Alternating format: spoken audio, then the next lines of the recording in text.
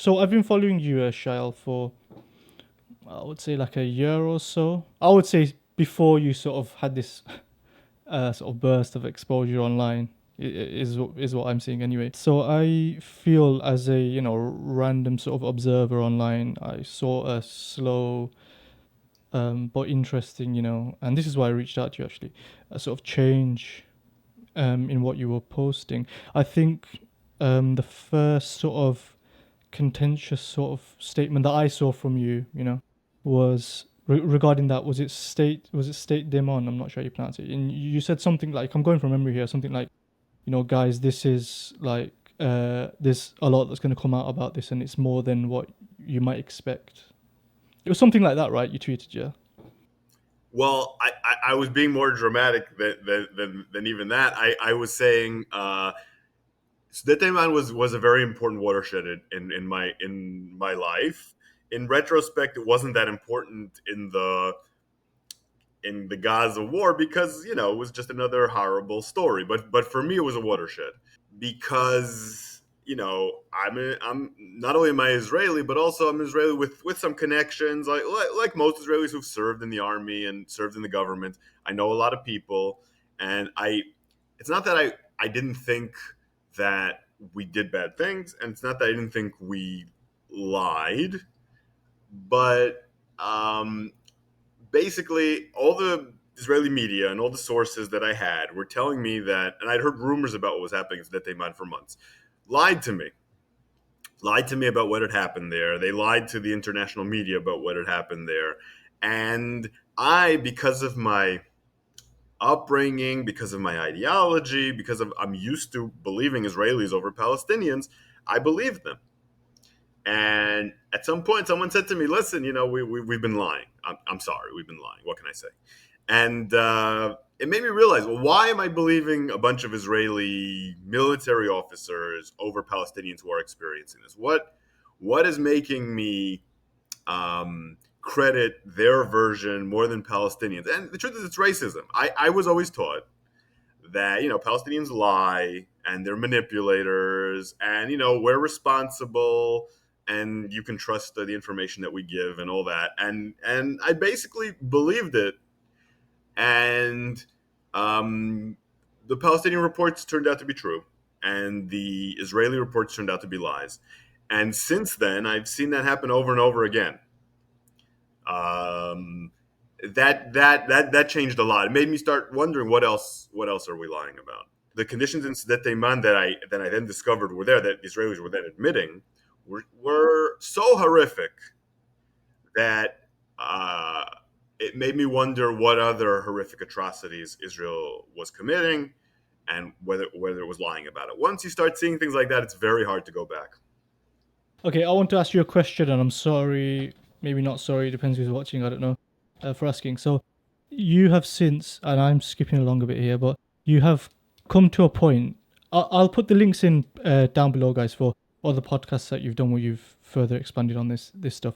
But you came to a point, you felt, okay, this is a genocide, this is something different. It's essentially when you found out the IDF were targeting water sources as opposed to protecting them. Following that point, right, you mentioned in an interview, basically, I'm just summarizing what you said. You reference Yoav Gallant's statements, like no food will be allowed into Gaza. You said these are by definition genocidal acts and there's no point arguing otherwise, right? This is after you've sort of felt, yeah, okay, hold on, this was a genocide, right? Or this isn't genocide.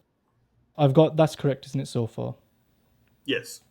Yeah, okay. So Yov Galan on the 9th of October, this is when he made that particular statement, and the ICC issued arrest warrants for him and Netanyahu on the 21st of November 2024 for crimes against humanity, using starvation as a method of war, murder, persecution, directing attacks against civilian population, and other inhumane acts. Following Gallant being fired by Netanyahu on the 5th of November 2024, you publicly thanked him on X, I think. I couldn't find it. For his service. This isn't me putting you in the corner. What was, do you kind of retract that, or where do you stand on that? He's wanted by the ICC. He's the one who made some of these genocidal statements that you say by definition are genocidal, and you thanked him when you resigned for his service. Yeah, I that's of course I retract it. There's that's one of many tweets and statements by me you could bring, uh, probably not the worst of them, of me supporting the genocide in Gaza during the first, I don't know, at least year of it. At some point, I moved to wanting a ceasefire, but still thought that, generally speaking, the war was justified, thought it was just a war, so on and so forth. I supported the genocide. I didn't think it was a genocide, but it was. I was wrong. I supported immoral things. There's no excuse for that. I apologize deeply for that. Yeah, I'm not Yoav trying to Gallant. push you up an apology, No, by no, the way, no, just no, for clarity. no. I just wanted to I, understand, like, I'm not maybe you holding feel any what of. he was doing to that point was okay, and then, No. I'm just trying to be clear here. Your questions are totally legitimate. Really, this is very important. I think what I felt after October 7th that Israel had a right to defend itself.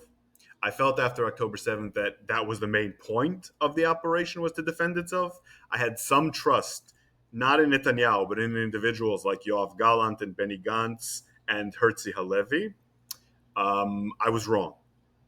They were all genocidal.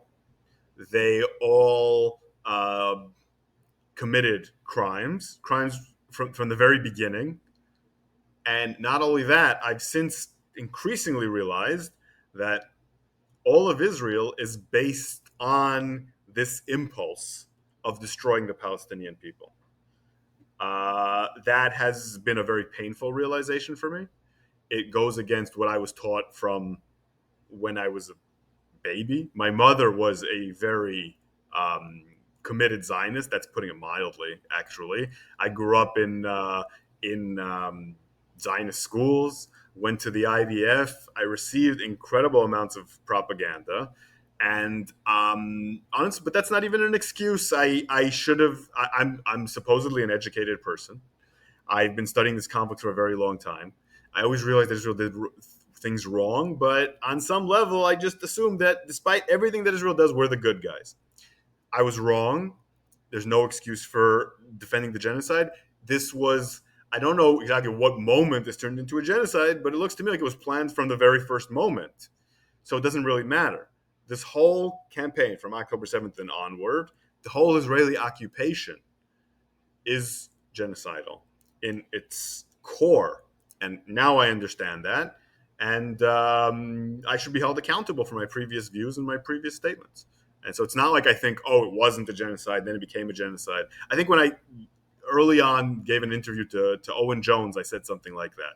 But since then, I've realized a lot of things. I've realized a lot of things, and I was wrong. And hopefully more Israelis will come to the same realization that I came to. I know plenty who have. I just not enough of them. And yeah, that's what I have to say. I was wrong, and there's no excuse for it. I have a final sort of two-part question, if that's okay. I'll Sure. try and make it quick. You mentioned just there in your sort of response there that you felt it was a just war to start off. Do you, just a one-word answer, do you maintain that, just in the interest of time? Do you still feel it was a just war to start off, to start with? No, no. I think that ultimately the reason October 7th happened was because of the occupation. And I think that once you commit terrible crimes against the people for a long time, it's hard to just isolate that and say this is a just war and this is a just response. If October 7th had just happened without the background, that would be one thing, but that's not how it occurred. In fact, I increasingly see violence as not justified. I increasingly see war as a pure evil. I've had a very deep change of heart on the most basic philosophical level about the use of force. That would require, also an entire show to discuss. The long story short, no, I don't believe the response was justified. I don't believe anything that Israel did in Gaza is justified. I don't believe that the pursuit of ethnic supremacy with the use of force is a morally justified enterprise. So all the assumptions on which I based that statement, I no longer believe in. I've had a very deep change of how I look at the entire world. And the genocide is the major reason for that. It's driven a complete reevaluation of my morals as a person, and I think that all Israelis should begin that kind of process of self-reflection. So do you include Hamas and so on? You know, the armed guys, especially those who are new recruits, for example. Again, I'm kind of paraphrasing here, but I understand that you felt that everyone who had participated in October 7th and everyone engaged in combat in Gaza now, for example, were valid targets, and it's fair to be waging a war against those individuals. Is that It's still a not. fair, or do you take it back? Yeah. It's not. The whole conflict is This immoral. was this wasn't that long ago that you said that actually. So I've completely. I know. Like I said, my entire philosophy of politics, use of force, violence has been changing rapidly. When you realize that your entire philosophy that you've lived with your whole life is a lie, it makes you reevaluate everything, and that's where I am right now. we've continuously been told, because of October 7th and because of what's going on in Gaza right now, Hamas has no right to be a part of the future governance. I don't think he wants to from a civil point of view anyway. Your position is that Israel's carrying out a genocide right now. As it stands with today's date, the IDF are carrying out a renewed invasion into Gaza City with over 70,000 troops being mobilized, which is, if you include reserves, it's over 10% of the IDF, isn't it? The members are engaged in a genocide. Over 10% of the IDF are currently engaged in a Yeah, genocide, and if you right? include rotations, we're talking more about 30 to 40%, right? Because troops are being rotated all the time. Right, right. Yeah. So at what point does the IDF and the Israeli government lose legitimacy in this future state? At what point, at what point are they to be treated in the same way? Do you know what I mean? It feels like this principle of a certain percentage of Hamas guys came out and carried out, just taking it from the Israeli side, for the sake of argument, targeted civilians and so on. And we have the IDF carrying out a genocide, arguably a large percentage of the overall group, because the argument the Israelis will make is no, these are isolated incidents, isolated people. But, world opinion, really, and expert opinion is pretty uniform in saying this is a genocide, as an absolute minimum. Barbaric, like war crimes, are being carried out. At what point does the IDF lose sort of legitimacy and the heads of state, those who are instructing these actions to be taken? Did you see my question? Yeah, I mean I they've don't think lost the legitimacy. principles are applied on both sides. Like, No, but I think the IDF lost legitimacy a long time ago, if it ever had any legitimacy. We're talking about an organization that is committing genocide intentionally. The orders are coming from the very top. It's hard to say what orders are coming from what level, but overall, the orders for the genocidal actions are coming from the very top. They're coming from Netanyahu. They're coming from Ben Gvir. They're coming from Smotrich, and they're coming from the chief of staff. those carrying out the invasion into Gaza City today in the tens of thousands, they don't have October 7th that happened yesterday, for example. They have a huge amount of information, and I forgot his name now, but you were saying the head of the IDF, one of the heads saying, listen, this publicly, basically, the information is out there, him saying, what's the end goal here? This is going to risk hostage. This isn't really achieving anything. So as an IDF member who's now going into Gaza, responding to the call, it's not like the fog of war anymore. Well, I'm not sure exactly what you're getting at. Okay, Soldiers who are sorry. going in and Yeah. not committing any Culpability flagrant is what I'm asking. Culpability is what I'm soldiers who are asking in for. Gaza and are not committing any flagrant war crimes. Um, they're culpable to some extent. No, they're not going to see justice or anything. I mean, if you look at any genocide that's ever occurred, the regular soldier didn't see any consequences. Generally speaking, if you're in an army, you're going to follow orders. It's not an immoral excuse, but on a legal level, the regular soldier is not, even if they're arrested in some country, unless you can prove that that specific soldier committed a war crime, nothing's going to happen to them. They're going to be released.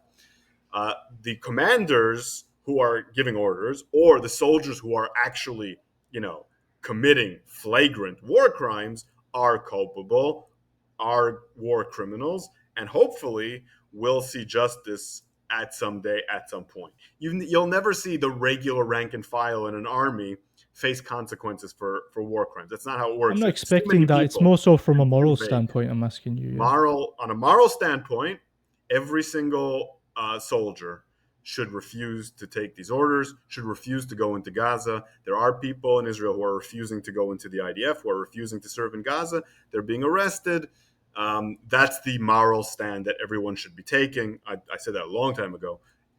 Everyone should refuse to serve in Gaza on a moral level. On a legal level, unless you're committing horrible war crimes, nothing's going to happen to you. But yes, morally, no one should serve in the IDF because the IDF is a genocidal army.